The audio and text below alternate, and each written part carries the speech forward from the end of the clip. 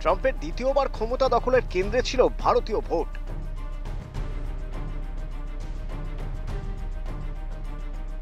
মোদিকে হাতিয়ার করে আমেরিকান ভারতীয়দের মন জয় করেন ট্রাম্প। আর সেই ভারতীয়দের ভরসাতেই ফের হোয়াইট হাউসের দখল নিয়েছেন ট্রাম্প। কিন্তু জিতেই একের পর এক কোপের মুখে ভারতীয়রাই। ট্রাম্প এবং ইলন মাস্কের জোটে আক্রমণের কেন্দ্রে সেই ভারত। প্রেসিডেন্ট পদে দ্বিতীয়বার আসার পর বন্ধু ডোনাল্ড ট্রাম্প এবং মোদির সাক্ষাৎ হয়ে গিয়েছে। ট্রাম্পের এই মেয়াদের শুরু থেকেই বারবার মোদির কথা উল্লেখ করেছেন।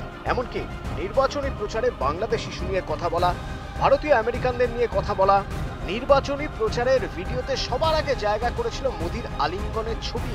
বারবার দুই রাষ্ট্রপ্রধানের তরফে একে অপরের জন্য এসেছে অকুণ্ঠ প্রশংসা। তাও চিড়ে ভিজল না। ক্ষমতায় এসে থেকে ট্রাম্প সরকার ও ইলনের ডোজ একের পর এক কোপ বসিয়েছে ভারতীয় স্বার্থে। সে শিকল বেঁধে অবৈধ অভিবাসীদের ফেরানোই হোক আর প্রতিশ্রুত অনুদান বাতিল করাই হোক। তবে কি ক্ষমতার ছড়ি ট্রাম্পকে অতিক্রম করে ঘোরাচ্ছেন ইলন মাস্ক? মার্কিন সরকার অত্যাধিক খরচ কমানোর লক্ষ্যে ট্রাম্প সরকারের নতুন সংযোজন ডোজ। এই ডোজই এবার প্রকাশ্যে আনলো বড় তথ্য। ভারতে নির্বাচনের সময় সাধারণ মানুষকে বুথমুখী করার জন্য ধার্য হয়েছিল $21 মিলিয়ন। কিন্তু কেন? প্রথম প্রশ্ন তুললেন ডোজ কর্তা ইলন মাস্ক। এমনকি সেই গ্রান্ট ইতিমধ্যেই নিষিদ্ধ করেছেন ইলন মাস্ক। এবার ইলনের এই নির্দেশকে সমর্থন করে মন্তব্য করলেন president Trump.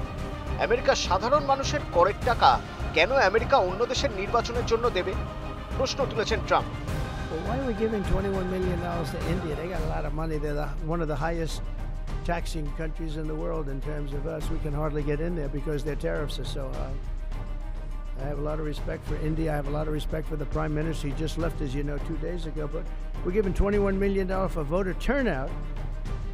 It's voter turnout in India. What about like voter turnout here? Oh, we've done that, I guess. We did 500 million, didn't we? It's called the lock boxes. এক অনুষ্ঠানে তিনি বলেন, কেন আমরা ভারতকে $21 মিলিয়ন দেব? ওদের কাছে এর থেকে অনেক বেশি টাকা আছে। ভারত গোটা বিশ্বের মধ্যে আমেরিকার থেকে সবচেয়ে বেশি কর নেয়। আমরা সেভাবে বাণিজ্যই করতে পারি না ভারতের সঙ্গে, শুধুমাত্র তাদের এই চড়া করের জন্য। আমি ভারত এবং তাদের প্রধানমন্ত্রীকে অত্যন্ত শ্রদ্ধা করি, কিন্তু ভারতের সাধারণ মানুষকে বুথমুখী করার জন্য আমরা কেন এত টাকা দেব? আমাদের দেশের সাধারণ মানুষকে বুথমুখী করার জন্য আমরা কি করছি? ফেব্রুয়ারি 16 তারিখ ডোজের তরফে একটি তালিকা প্রকাশ করা হয়, যেখানে একাধিক এরকম অনুদানের নাম ছিল যা আমেরিকা বন্ধ করার ঘোষণা করে। এর মধ্যে ছিল আমেরিকার ভারতের জনতাকে বুথমুখী করার জন্য ধার্য অনুদান। এই ঘোষণা করা হয় ডোজের এক্স হ্যান্ডেলে। পোস্টে লেখা হয়, মার্কিন জনতার করের টাকা নিম্নলিখিত খাতে অনুদান হিসেবে যাওয়ার কথা ছিল, যা বাতিল করা হলো।